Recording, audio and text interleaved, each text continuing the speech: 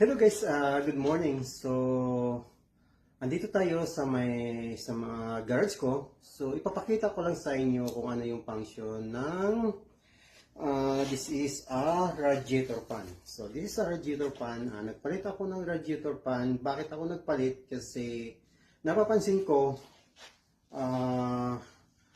hindi siya nag-overheat during winter time.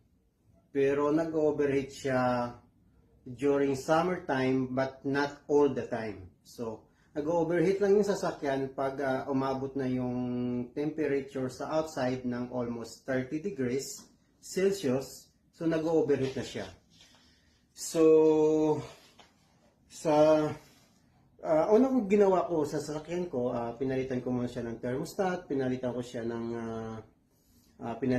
ng radiator cap kasi yun lang yung mga basic